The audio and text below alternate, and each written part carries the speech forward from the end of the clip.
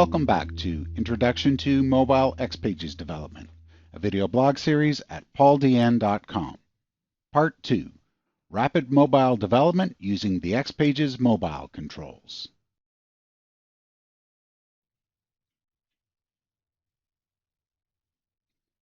This video series is based on our Mobile XPages Development course, available for purchase from tlcc.com. In this part, I'll be mobilizing the same customer's application that was developed as an XPage application in the Intro to XPages Development series. This slide shows the architecture and containment for our mobile customer's application. The mobile controls implement the SPA, or Single Page Application Framework, so all of the mobile pages or views will be contained within a single XPage. Inside of that, I'll add a single page application control, and contained between its start and end tags, there will be one application page control to display the customer names from the customers by name view, and another application page control to display the customer information for the selected or touched customer from the view. So first, I'll be focusing on how to develop this view page to display the domino view in a mobile application page. And the tool to do that is the DataView control, which is my personal favorite control for displaying a domino view data source. It has these cool expand, collapse chevrons on the right to show and hide the details for a view entry. And that detail area is kind of like a built-in repeat, so I can repeat information or functionality like in-view editing for each entry in the view. There's a summary column on the left, and any additional extra columns are added on the right. It has 6 pager areas to drop in the different types of pages that are available. It really is a complete high-function framework for displaying domino view data in a desktop application. However, when it's used in a mobile application, I just cannot use all of these features. I simply don't have the space. In fact, when I try to cram this exact same data view, which has one summary column and 2 extra columns and a details area and 2 pagers into a mobile application, I get this. The details area is automatically expanded and takes up valuable vertical space. The extra columns show up under the summary and details, taking up more vertical space. The ShowHide Details pager at the top does not work and is irrelevant. However, that other pager at the bottom to add more rows works and has utility in a mobile application. So of the many rich features available in the DataView framework, I really only need a few when used on a mobile page. I need that summary column, I need a pager to add more rows, and a navigation control to open the touched customer details on the document page. So I'll design my mobile customers application in the Design NSF application. And my data source will be the customer by name view in the customers application.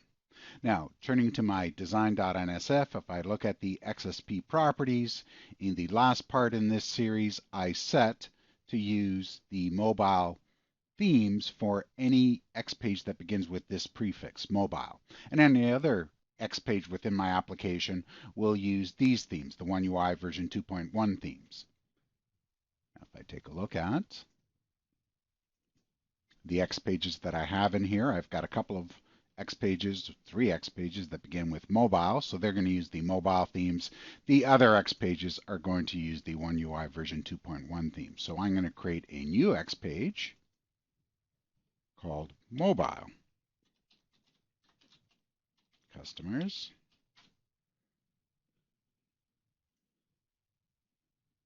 And the first thing I'm going to do is add my single page application control. Into that, I'm going to add my first application page, and that's where I'm going to display the data view control. Now switching over to the source,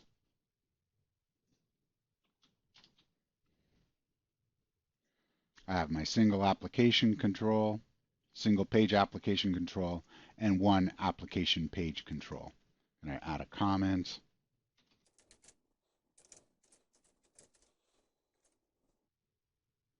That's a Control-Shift-C to put a comment or comment the selected lines.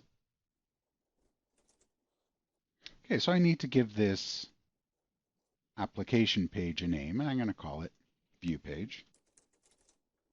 And this is the first page that I want to open whenever this mobile customers XSP XPage is opened. So in my single page application properties, the selected page, the first page to open is View Page.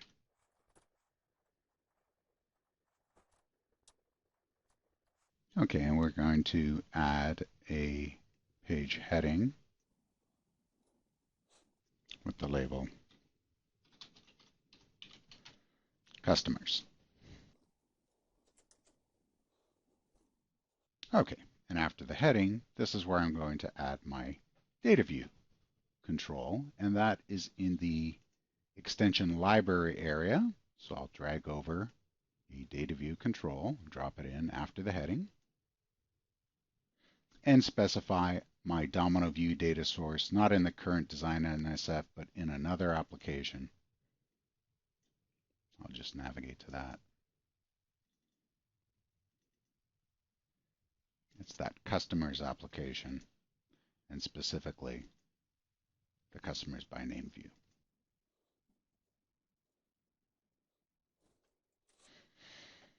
Okay, so now I have my data view control, and if I switch over into my design editor, I can see this data view control, and it has facet areas for 6 pager facets, 3 at the top and 3 at the bottom, and a details area, and a summary facet, and an icon and category row. But I don't need all of this. I can't use all of this rich view framework. I can only use very limited portions of it, and I'm going to switch back into the source. With that selected, in the All Properties, I'm going to scroll down. And under the Data Properties, first I'm going to specify how many rows I want to display. Now I could probably fit 8 or 9 rows on an iPhone type device, but I'm just going to go with 20 here, allow some scrolling. And then under Format, the other, and I can't use these extra columns, and I don't have room for category columns. I could, and just taking up that valuable vertical space. The only one that I need is a summary column. So I'm going to add a summary column. And the column that I want to add is the customer column. And that is it. So I'll save that. I'll preview that. And I am seeing a result here. And I'm going to just move that into my simulator.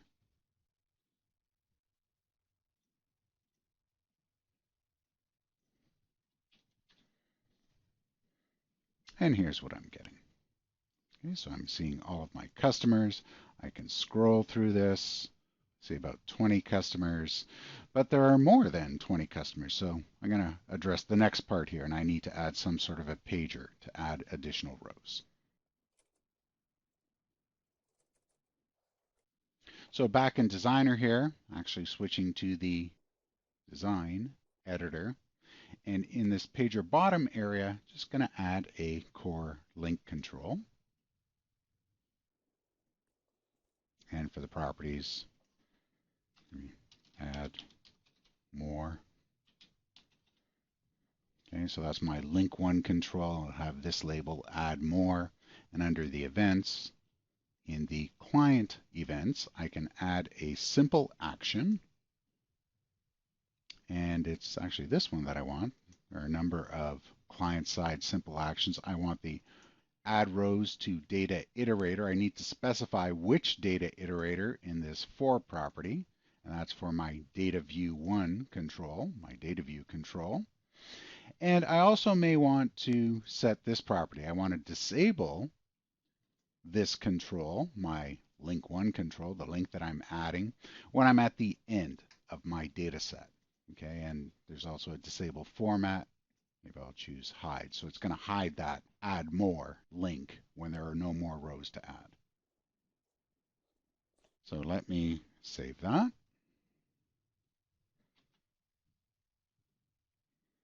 Okay, and when I refresh and begin to scroll down, let's try the landscape. Okay, there's add more, and I can add 20 more rows. That's what was set on the data view control. I can add 20 more rows. It's not a very huge data set, so eventually I get to the end and it hides that add row link.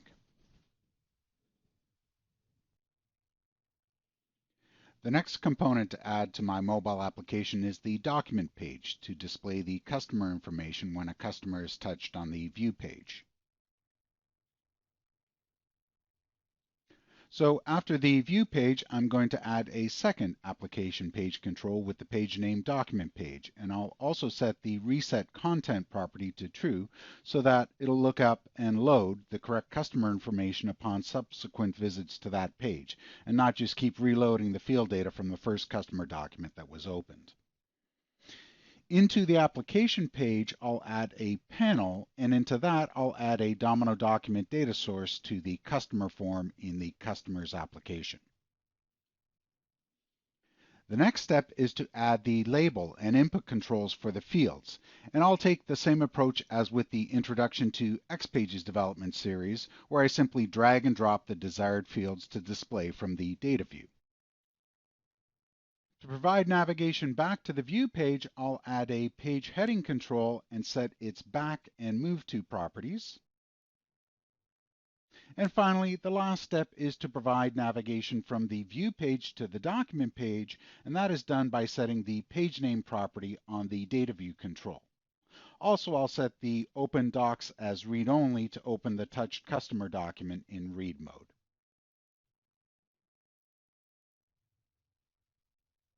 So here is where we left off. We have our view page with a data view control showing the customer column from that Domino view data source. And we have an add more pager to add more rows. However, when I click on any of these, nothing happens. So I don't have anywhere to go and I don't have any way to get there. So I need to work on that document page right now.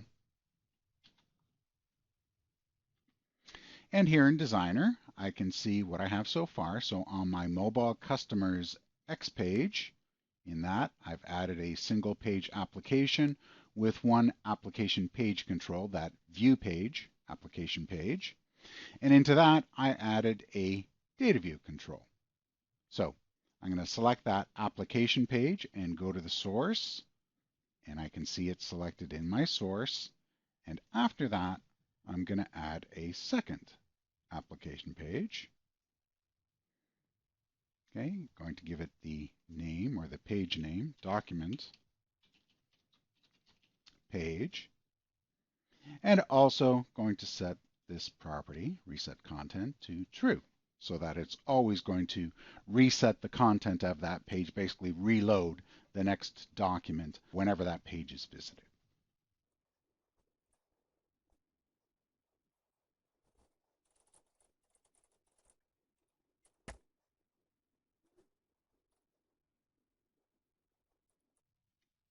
So into my application page, I'm going to add a container control. I'm going to add a panel, and I will give that a name.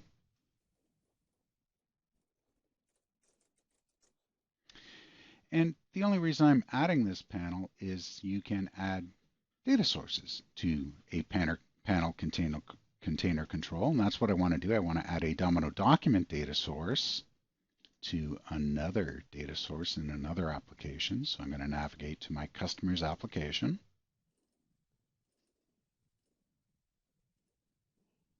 And the form is the customer form in that customer's application.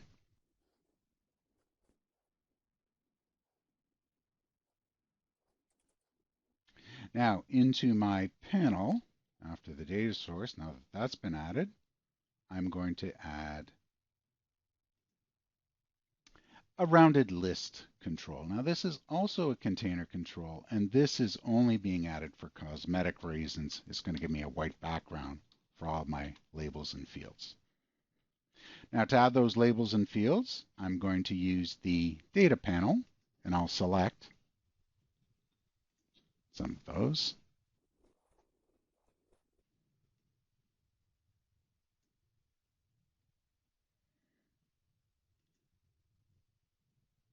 Okay, and we'll just add those in. Now my source is getting rather long here, but let's see the results in my design editor. So into my document page, application page control, I've added a panel with the data source to the customer form and that customer's application. And I've added a rounded list control just as a container for a white background. And into that, I've got my table. Okay, so by dragging and dropping those fields from the data palette, I get a two-column table, labels on the left, input controls on the right. Those input controls are bound to the appropriate fields in my document one data source. That's bound to the customer field. This one is bound to the contact field, and so on.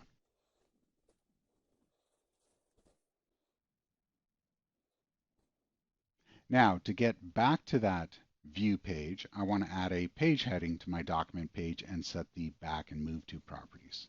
So here in my source, and I'm going to add this just before that rounded rectangular list control. So I'm going to add a page heading. And going to set the label for that to customer info.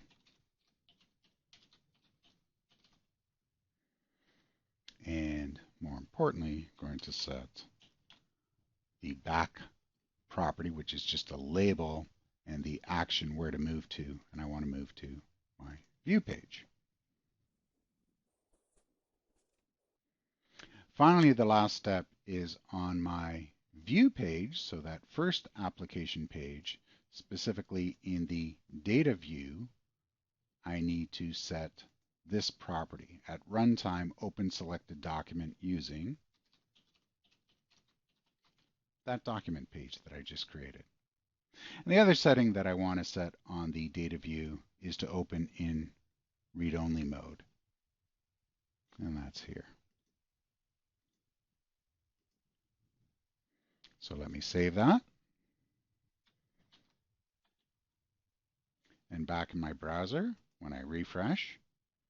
So now I am getting these chevrons on the right, indicating I'm going to be moving somewhere. So when I select Atlantic City, Gulf, and Country, that's what I'm seeing on the document page, the customer information for that customer document. If I were to select Dusty Road Golf Course, I'm seeing that.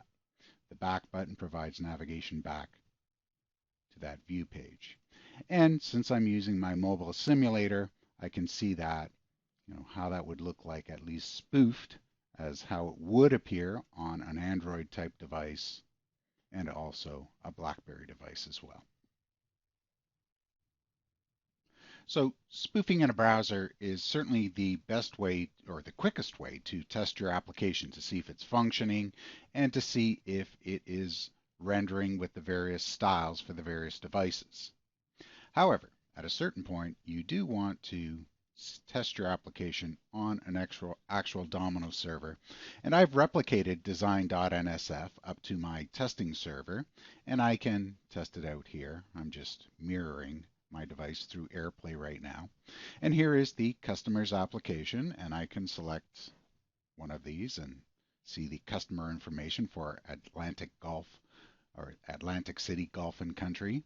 And I can return with the back button and maybe take a look at Fox Run and see that information. But what I'm not seeing here, or functionality that I haven't built in, is functionality to edit this document, or more important, to dial that phone number. Okay, I can try to tap on it, but nothing's happening, or email that email address, or send a text message to my contact Mark Morrow at Fox Run Golf Course. So those are features we're going to take a look at in the next part in this series. For now, I'm just going to check out some techniques and some demonstrations that we have at the TLCC site. So you can enter in this address here, this one at the bottom here, www.tlcc.com/demo. And we have at our website our customers application. So you can select that customers app. And we can see some advanced techniques like calling. Okay, so I see that my phone number is now highlighted, and I can tap on that to make that phone call. Now that is not a valid number, so we're just going to cancel that, but we are certainly demonstrating interacting with the device. I can send a text message to that phone number, and again, not a valid phone number, so I'll cancel that. And we can send an email as well. Okay, and again, I'll cancel that as well. Now, another technique that we're demonstrating at the site is mapping that address. So 1 Kennedy Place in Atlantic City. And that is actually a valid address.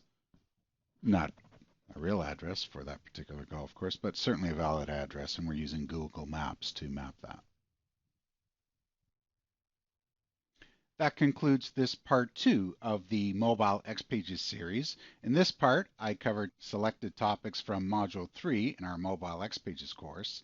In the next part, I'm going to be demonstrating advanced techniques that we cover in Module 5 and in Module 6 in the course.